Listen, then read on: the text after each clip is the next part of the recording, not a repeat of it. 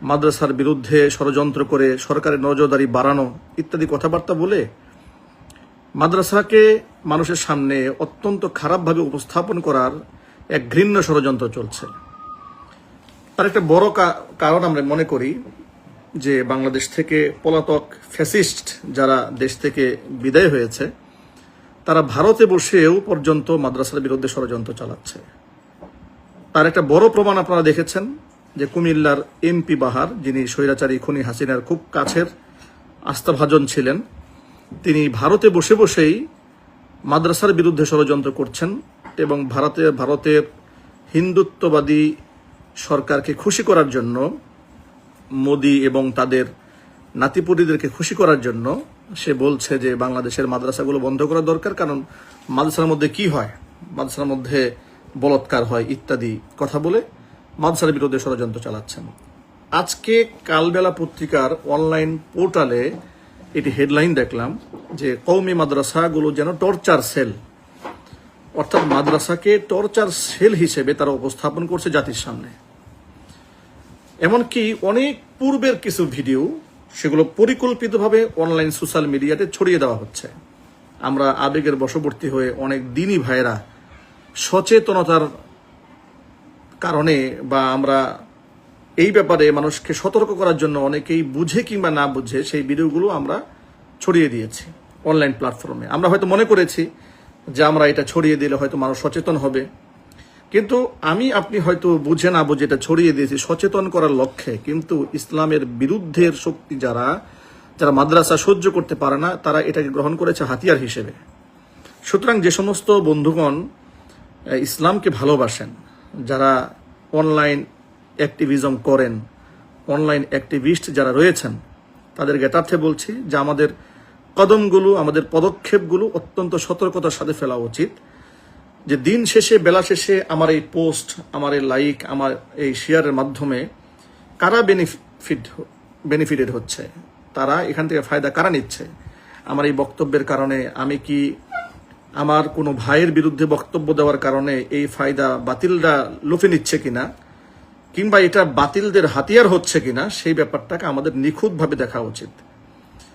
মাদ্রাসায় যে অনাকাঙ্ক্ষিত দুই একটি দুর্ঘটনা ঘটেনি আমি তা বলবো না, আমি সেটা স্বীকৃতি দিতে চাই, মেনে নিতে চাই, মেনে নিয়েই বলি যেখানে দুর্ঘটনা ঘটেছে সে কওমি মাদ্রাসা যে প্রতিষ্ঠানেই ঘটেছে, প্রতিষ্ঠান কর্তৃপক্ষ সাথে সাথে তাকে সেখান থেকে বহিষ্কার করেছে, এমনকি তার বিরুদ্ধে অনেকে আইনানুগ ব্যবস্থাও গ্রহণ করেছেন।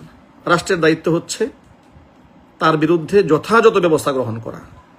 আপনাদেরকে আমি পরিষ্কার ভাষায় একটা কথা বলতে চাই আজকে, বলৎকারের মতো নিকৃষ্ট ঘটনা, নিন্দনীয় ঘটনা, সেটা কোনো মাদ্রাসায় হোক, হিফজখানায় হোক, কওমি মাদ্রাসায় হোক, আলিয়া মাদ্রাসায় হোক, ইউনিভার্সিটিতে হোক, বিশ্ববিদ্যালয়ে হোক, পাবলিক সেক্টরে হোক, কিংবা সরকারি গভর্নমেন্ট সেক্টরে হোক, যেখানেই হোক না কেন, আমরা চাই এর শাস্তি মৃত্যুদণ্ড দেওয়া হোক।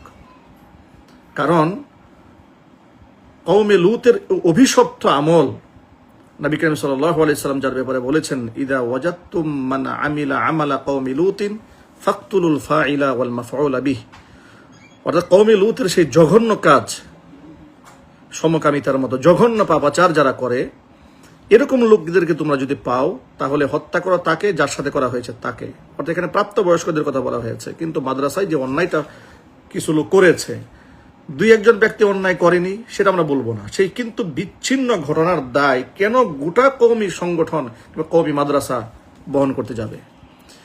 গোটা বাংলাদেশের ইতিহাস তো তাই বলেছে, ফ্রি মিক্সিং হয়েছে, স্কুলে ব্যভিচার হয়েছে।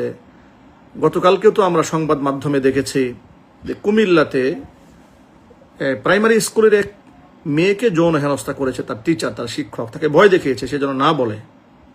তাহলে আমাদের প্রশ্ন হচ্ছে, এই ধরনের অনাকাঙ্ক্ষিত ঘটনা স্কুলে ঘটে, ইউনিভার্সিটিতে ঘটে, এমনকি ইউনিভার্সিটিতেও বাংলাদেশে সেখানে ধর্ষণের সেঞ্চুরি হয়েছে, সেঞ্চুরির পরে মিষ্টি বিতরণ করা হয়েছে। তাই বলে কি বাংলাদেশের কোনো বুদ্ধিজীবী মহলকে এমন আওয়াজ তুলতে শোনা গেছে যেহেতু বিশ্ববিদ্যালয়ে ধর্ষণের ঘটনা ঘটেছে সুতরাং আমরা বিশ্ববিদ্যালয় বন্ধ করে দেব? তার দায় ভাই কি সমস্ত বিশ্ববিদ্যালয়ে ছাত্র সমাজ, শিক্ষক সমাজের উপর বর্তায়? না, বর্তায় না। আমরা মনে করি অপরাধীর পরিচয় শুধু অপরাধী। সেই ব্যক্তি কোনো প্রফেসর কিনা, কোনো শিক্ষক কিনা, কোনো বুদ্ধিজীবী কিনা, কোনো রাজনীতিবিদ কিনা, আমরা সেটা দেখতে চাই না। অপরাধীর পরিচয় তিনি শুধুই অপরাধী, তার শাস্তি হওয়া উচিত। সে যে বেশেই আসুক না কেন, সে জুব্বা পরে আসুক, পাগড়ি পরে আসুক, সে মসজিদের ইমাম হোক, মাদ্রাসার মুহাদ্দিস হোক, মুফতি হোক, অপরাধ যে করবে, যার বিরুদ্ধে অপরাধ প্রমাণিত হবে, অবশ্যই তার শাস্তি হওয়া উচিত। কিন্তু সেটা না করে বাংলাদেশের মধ্যে কিছু লোক অপরাধীর বিচার দেখতে চায় না, তারা বিচার দেখতে চায় আলেমের, বিচার দেখতে চায় দাড়ি এবং টুপির, বিচার দেখতে চায় এই ড্রেস এবং এই ড্রেসআপের, এই পোশাকের বিচার দেখতে চায় তারা দিনদার ইমানদার শ্রেণীর বুরকা পরিহিতা নারীদের। তারা অপরাধীর বিচার দেখতে চায় না, মানে যে মেয়েটি বুরকা পরেছে তার বিচার দেখতে চায়, তার অপরাধীর বিচার দেখতে চায় না, দেখতে চায় তারা টুপিওয়ালা ব্যক্তির বিচারটা দেখতে চায়, দাড়িওয়ালার বিচারটা দেখতে চায়। এই যে একটা প্রবণতা, এই প্রবণতার হাতিয়ার যেন আমরা তৈরি না করি। আমরা তাদের চক্রান্তকে বুঝতে হবে, আমাদের এই চক্রান্তগুলো বুঝে নিতে হবে যে তারা যদি আসলেই ধর্ষণের বিরুদ্ধে দাঁড়াতো তাহলে ইউনিভার্সিটি ধর্ষণের বিরুদ্ধে কথা বলে না কেন? তারা যদি সমকামিতার বিরুদ্ধেই বক্তব্য দিয়ে থাকতো তাহলে বাংলাদেশে যে সমকামী প্ল্যাটফর্ম তৈরি করা হচ্ছে সমকামিতার জন্য, যারা এগুলো করছে তাদের বিরুদ্ধে তারা রুখে দাঁড়ায় না কেন? তাদের বিরুদ্ধে কলাম লিখে না কেন? তাদের বিরুদ্ধে পত্রিকায় লিখে না কেন? তাদের বিরুদ্ধে সাংবাদিক ইনভেস্টিগেশন করে না কেন? গোয়েন্দা বিভাগ তদন্ত করে না কেন? সুতরাং আমাদের খুব সতর্ক হয়ে সামনে এগোতে হবে। তবে আরেকবার পরিষ্কার ভাষায় বলে দিতে চাই, আলেম ওলামাদের ড্রেসআপে, পোশাকে যে অবস্থাতেই কেউ অপরাধ করুক না কেন, অবশ্যই অবশ্যই অবশ্যই আমরা তার শাস্তি চাই। কিন্তু আমরা দুই একজন বিচ্ছিন্নতাবাদী কিংবা দুই একটি ঘটনাকে কেন্দ্র করে গোটা জাতির উপরে সেই ঘটনা চাপিয়ে দেওয়ার যে ষড়যন্ত্র, সেই ষড়যন্ত্রকে আমরা ঘৃণা ভরে প্রত্যাখ্যান করি। এটা আমরা কোনোভাবেই মানতে রাজি নই, এটা আমরা কোনোভাবেই মানতে রাজি নই। আজকে গোটা বাংলাদেশে দেখানো হচ্ছে যে মাদ্রাসার মধ্যে প্রচুর পরিমাণ টর্চার হচ্ছে। টর্চার শুধু মাদ্রাসায় হয় কেন, স্কুলে হয়েছে, ইংলিশ মিডিয়ামে হয়েছে, সব জায়গায় তো হয়েছে। সেগুলোকে হাইলাইট করা হয় না, সেগুলোকে খুব বেশি তুলে ধরা হয় না, কিন্তু মাদ্রাসাগুলো তুলে ধরা হয় কেন?